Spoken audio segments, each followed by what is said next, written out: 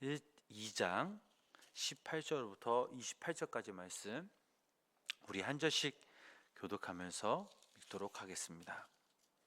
요한의 제자들과 바리새인들이 금식하고 있는지라 사람들이 예수께 와서 말하되 요한의 제자들과 바리새인의 제자들은 금식하는데 어찌하여 당신의 제자들은 금식하지 아니하나이까?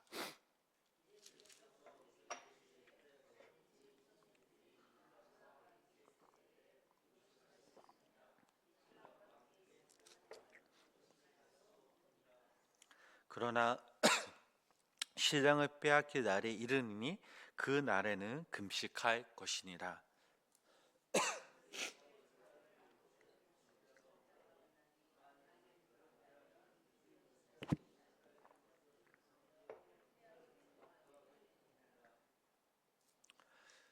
새 포도주를 낡은 가죽 부대에 넣는 자가 없나니 만일 그렇게 하면 새 포도주가 부대를 터뜨려 포도주와 부대를 버리게 되리라. 오직 새 포도주는 새 부대에 넣느니라 하시니라.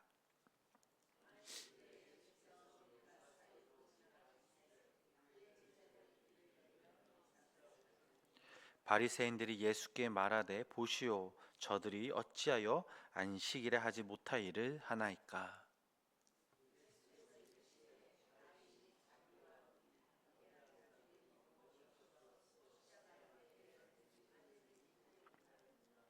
그가 아비아달 대제사장 때에 하나님의 전에 들어가서 제사장 외에는 먹어서는 안 되는 진설병을 먹고 함께한 자들에게도 주지 아니하였느냐?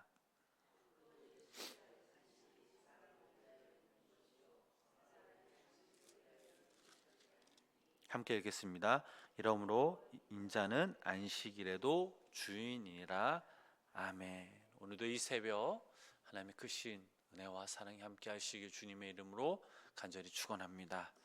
마가복음은 하나님의 아들 예수 그리스도의 복음에 대한 선언으로 시작합니다. 자, 이를 뒷받침하듯 마가는 하나님의 아들 예수 그리스도가 과연 어떤 분이신가를 아주 빠른 그런 속도로 예수님을 소개하고 있습니다. 먼저 주님은 하나님의 나라를 위해 함께 일구어 갈 사람들, 제자들을 부르셨죠. 또한 주님은 더러운 귀신들을 쫓아내는가 하면 병든 사람들을 고쳐 주셨습니다. 자, 이를 통해 마가는 예수님께서 이미 어둠 세력에 대한 대승리하셨음을 보여주는 동시에 이 마가복음을 읽는 이 독자들을 제자, 곧 주님의 길을 따라 나서는 사람으로 초청하고 있습니다. 왜냐하면 우리가 지난 시간 살펴보았듯이 예수님은 중풍병자를 고쳐줌으로써 자신이 제사함의 능력을 지닌 바로 하나님의 아들이심을 친히 입증해 주셨기 때문입니다. 자, 인간 고통의 본질은 바로 죄에 있습니다. 그렇기에 마가는 마가복음 2장 17절에 나오는 주님의 말씀을 통해 무엇보다 이 죄의 문제를 해결하기 위해 주님께서 이 땅에 오셨음을 역설하고 있죠. 17절 말씀을 읽어보면 이런 말씀이 있습니다. 예수께서 들으시고 그들에게 이르시되 건강한 자에게는 의사가 쓸데없고 병든 자에게라야 쓸데있느니라. 나는 의인을 부르러 온 것이 아니요 죄인을 부르러 왔노라 라고 말씀하셨죠. 자, 의사가 병든 자에게 쓸데있다라는 이 말은 당시 유대 로마 사회 사람들이 익히 알고 있던 격언이었습니다. 마가는 이 격언을 통해 당시 유대 사회가 병들어 있음을 지적하고 있습니다. 오늘 본문 말씀에서 이 병든 이 당시의 유대 사회가 지니고 있는 잘못된 종교 행위에 대한 문제가 나오죠. 그 문제가 무엇입니까? 바로 금식에 대한 논쟁입니다. 자, 본문 18절 말씀 우리 함께 다 같이 읽어보도록 하겠습니다. 요한의 제자들과 바리새인들이 금식하고 있는지라 사람들이 예수께 와서 말하되 요한의 제자들과 바리새인의 제자들은 금식하는데 어찌하여 당신의 제자들은 금식하지 아니하나이까? 아멘. 자, 금식은 유대인들에게 중요한 경건 의식이었습니다. 요한의 제자들은 세례 요한이 그러했던 것처럼 금욕과 절제에 바탕을 둔 경건 생활의 방편으로 금식을 시행하였습니다. 세례 요한은 헤롯의 명령으로 지금 수감되어 있는 상태죠. 그러므로 그의 제자들은 요한의 가르침을 잘 지키고 있었습니다. 바리새인들에게도 금식은 중요한 경건 행위였습니다. 자, 모세 오경에 따르면 금식은 1년에 딱 한 번 속죄일에 시행하도록 되어 있습니다. 즉 모세는 이스라엘 백성들이 금식을 통해 자신의 죄를 회개하며 스스로를 정결하게 할 것을 명령하였습니다.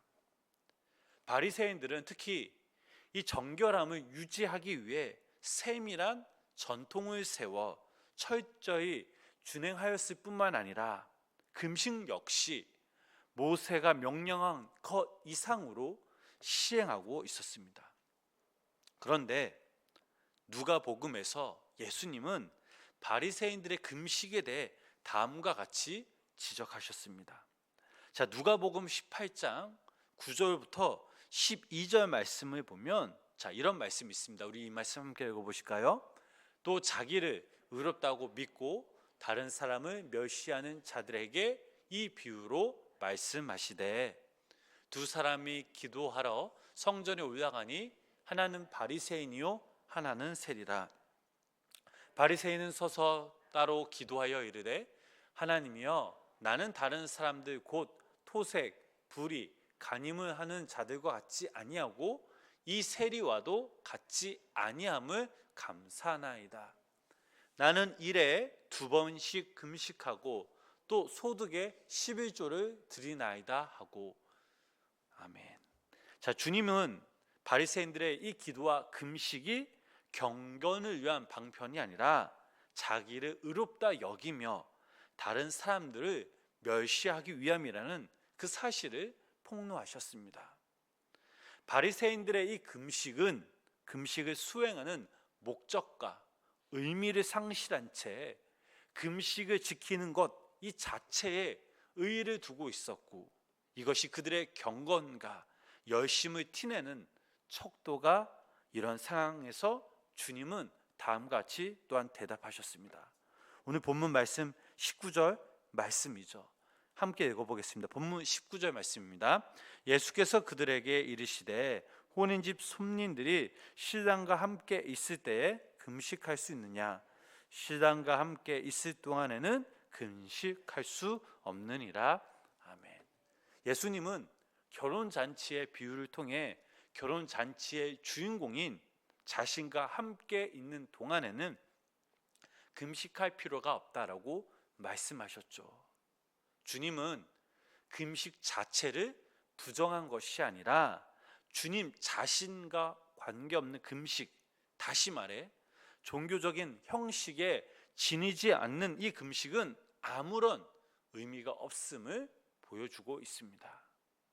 나아가 예수님은 이런 유대교의 낡은 전통은 이미 새로운 시대 정신을 담을 수 없음을 말씀하셨죠.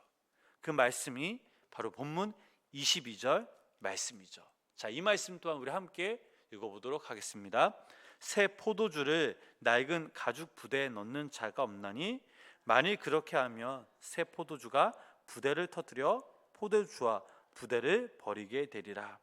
오직 새 포도주는 새 부대에 넣느니라 하시니라. 아멘. 이스라엘의 종교인들의 잘못 가르쳐준 종교적 전통으로는 새로운 시대의 가르침을 수용할 수 없다라는 점은 그 다음 말씀에서도 또한 제기되고 있습니다. 23절, 24절 말씀 함께 또한 읽어보실까요? 안식일에 예수께서 밀밭 사이로 지나가실새 제자들이 길을 열며 이삭을 자르니 바리새인들이 예수께 말하되 보시오 저들이 어찌하여 안식일에 하지 못할 일을 하나이까? 아멘. 바리새인들은 안식일에 이 밀밭에서 이삭을 잘라 먹는 제자들을 보며 예수님께 질문하였죠. 마가는 제자들이 길을 열기 위해 이삭을 잘랐다라고 되어 있지만 마태복음에서는 제자들이 배가 고파 이삭을 잘라 먹었다고 나와 있습니다. 제자들은 안식일에 추수를 한 것이 아니라 그저 배가 고파 이삭을 잘라 먹었던 것이었죠. 그런데로 바리새인들은 제자들이 마치 안식을 심각하게 범한 것처럼 비난하듯 예수님께 따져 물었던 것입니다. 이에 주님은 다윗과 그의 추종자들이 성전에서 했던 일을 상기시키며 당신 스스로를 가리켜 안식일의 주인임을 선포하였습니다. 자, 그 말씀이 27절, 28절 말씀입니다. 함께 이 말씀 읽어보실까요? 또 이르시되 안식일이 사람을 위하여 있는 것이요 사람이 안식일을 위하여 있는 것이 아니니 이러므로 인자는 안식일에도 주인이니라. 아멘. 여기서 주님은 안식일의 참된 정신이 무엇인지 명확하게 드러내셨죠. 안식일은 하나님께서 사람을 위해 제정하신 날이었습니다. 휴식은 하나님께 필요한 것이 아니라 바로 사람에게 필요한 것이며 안식일은 노동을 하며 살아야 하는 이 사람들을 보호하기 위한 안전장치인 셈인 거죠. 자, 인자, 여기서 인자라는 말씀이 나옵니다. 중의적인 의미를 지니고 있습니다. 첫 번째 의미는 주님께서 당신 스스로를 가리키실 때 일컫는 호칭이며 또 다른 하나는 말 그대로 사람의 아들, 즉 일반적인 사람을 가리키는 의미입니다.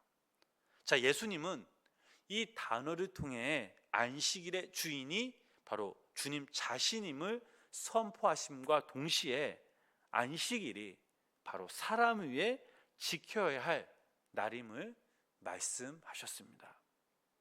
금식과 안식의 문제를 통해 우리가 살펴보았듯이 유대사회는 종교 행위가 지니고 있는 참된 의미를 상실한 채 병들어 있었습니다. 금식을 통해 회개하며 자신을 돌아보는 동시에 대신에 금식은 자신의 종교적 위선을 더 두텁게 하는 행위로 전락되었습니다. 안식일 역시 사람에게 쉼을 주는 날이 아니라 무거운 종교적 의무를 준행해야 하는 그런 날이 되고 말았던 거죠. 이렇게 병들어 있는 유대 사회에 예수님은 자신을 결혼 잔치의 주인공으로 나타나셨습니다. 종교적 의무로 신음하고 있는 유대인들에게 예수님은 결혼 잔치의 그 기쁨을 신랑과 함께 누릴 것을 선포하셨던 거죠. 재 대신 화관을 주시고 슬픔 대신 희락을 주신 것입니다. 사랑하는 우리 성도님 여러분, 우리가 지키고 있는 이 줄, 또 이 예배 생활, 또 우리 11조, 봉사 등 어느샌가 여러분들에게 무거운 짐이 되고 있지는 않은지요. 그렇다면 그때 나와 주님과의 관계를 스스로 한번 점검해 볼 필요가 있습니다. 우리가 지키는 이 종교적 행위는 그 자체가 목적일 수 없기 때문이죠. 우리가 예배 생활을 하는 데 있어서 우리 안에 기쁨이 없고 나아가 우리의 영성이 새로워지지 않는다면 우리의 내면은 위선으로 채워져 있을 것이며 어느샌가 이 유대인들처럼 병들어가고 있는 것이죠. 우리는 작은 것 하나하나 놓치지 말고 오히려 이 작은 것 하나하나에서 예수 그리스도의 또 삶을 배우고 또 경험하며 또 하나님의 은혜를 함께 누리며 나누며 살아가야 합니다. 우리 안에 참된 예수 그리스도 한 분만으로 만족할 수 있는 그 삶을 살아가야 할 이유가 바로 여기에 있습니다. 그리하여 오늘 하루 살아가시는 우리 성도님들에게 있어서 우리가 함께 주님과 함께 동행하며, 특별히 오늘 하루 이 한날의 삶도 주님께서 지켜주심을 믿고 주님 안에 거하시며 그 주님으로 인해 기쁨과 감사, 또 그분의 위로하심을 통해서 우리 안에 평안이 넘치고 또 기쁨이 넘치고 복이 넘치는 귀한 복되한 하루 보내시는 그 믿음의 성도님 삶이 되시길 주님의 이름으로 간절히 축원합니다. 기도하겠습니다. 주님, 우리에게 귀한 신앙의 공동체를 주시고 또 우리에게 신앙의 자유를 주심에 감사를 드립니다. 하지만 우리가 누리는 이 신앙의 자유 속에서도 때로는 의무감에 짓눌 때가 있었음을 고백합니다. 우리의 예배 생활에서, 또한 우리가 봉사하는 데 있어서, 또 기도 생활하는 데 있어서 살아계신 주님을 경험하게 하여 주시고, 또 우리의 신앙생활 가운데 주님과 함께 동행하며 우리 삶을 통해 주님이 살아계심을 증거하게 하시고, 또 주님 때문에 기쁨과 감사와 평안이 넘치는 귀한 믿음의 성도님이 삶이 되도록 주님 인도하여 주시옵소서. 그래야 우리가 주님과 깊은 교제 속에서 날마다 우리의 신앙의 성숙이 날마다 성장하게 하여 주시옵소서. 오늘도 이 새벽 우리 성도님들의 간절한 개인적인 기도 제목들을 가지고 나왔습니다. 하나님, 오늘도 성령께서 시간 함께하여 주셔서 오늘도 시간 우리의 간절한 기도 제목 가운데 하나님께서 들어주시고 하나님이 그때에 하나님의 방법으로 역사하여 주시옵소서. 예수님의 이름으로 간절히 기도드렸습니다. 아멘.